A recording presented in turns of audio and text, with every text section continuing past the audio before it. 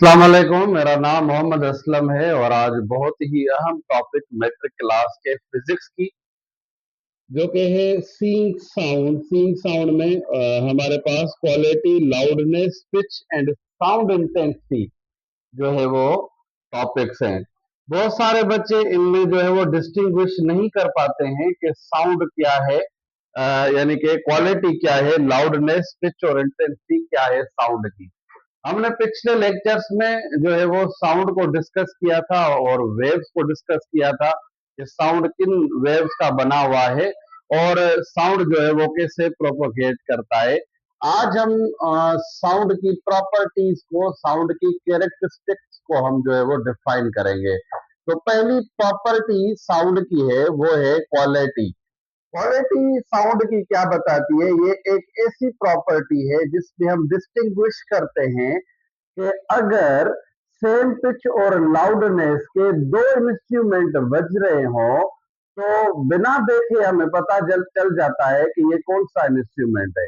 तो ये ऐसी कैरेक्टरिस्टिक है कि हमें पता चल जाता है कि बिना देखे, अगर मिसाल के तौर पर बांसुरी है और गिटार है, दोनों ही सेम जो है वो लाउडनेस के और सेम पिच के साउंड हो, तो हम बिना देखे ये डिस्टिंग्विश कर लेते हैं कि ये बांसुरी बज रही है या ये गिटार है। तो ये चीज किसने बताई?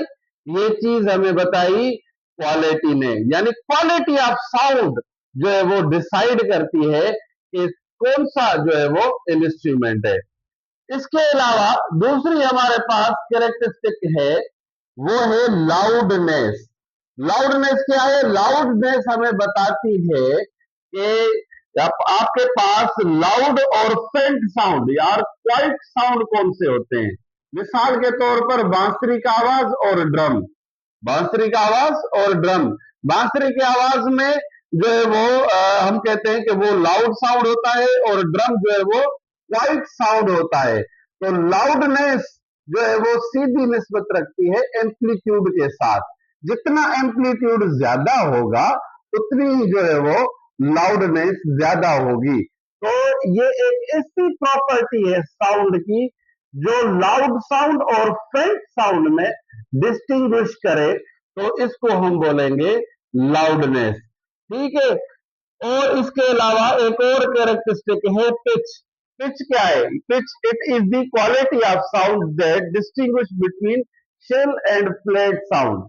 शेल साउंड और फ्लैट साउंड में डिस्टिंग्विश करती है क्या? जो है वो पिच। यानी अब मिसाल के तौर पर एक बच्चा रो रहा है, ठीक है, वो उसका जो है वो शेल साउंड होता है। बच्चे के रोने की आवाज, चीखने की आवाज, इन साउंड को हम शेल साउंड को कहते हैं। हाई फ्रीक्वेंसी जो है वो साउंड्स होते हैं। और दूसरा जो है वो ड्रम बज रहा है, तो ये एक फ्लैट साउंड है। तो पिच पिच के थ्रू हमें पता चलता है कि मिसाल के तौर पर फोन पर अगर कोई मर्द या औरत बात करे तो हमें बिना देखे पता चल जाता है कि ये मर्द बात कर रहा है या औरत बात कर रही है।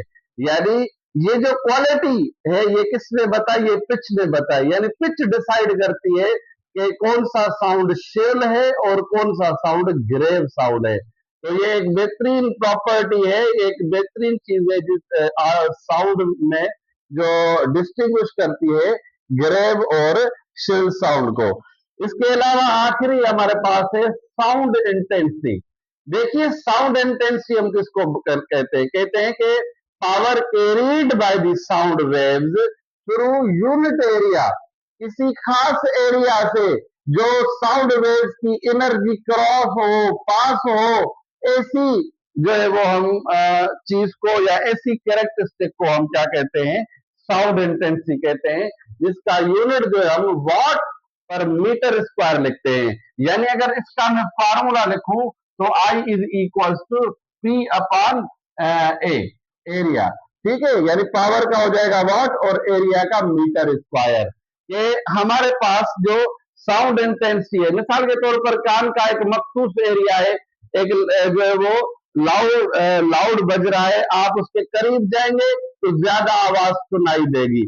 जैसे जैसे आप उससे दूर जाएंगे तो नंबर ऑफ साउंड वेव्स क्या कम क्रॉस होंगी।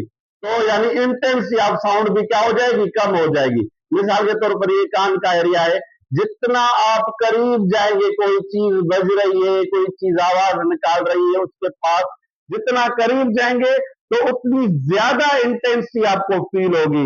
यानी इस कान का एरिया परपेंडिकुलर होता है साउंड वेव्स के साथ। तो यहां पर हमें ये पता चला कि इंटेंसिटी यानी शिद्दत, साउंड की शिद्दत सोर्स ऑफ साउंड के करीब जाने से इंक्रीज होती है, जिसका formula power divided by area होता है, और उसका यूनिट हम वॉट पर मीटर स्क्वायर लिखते हैं।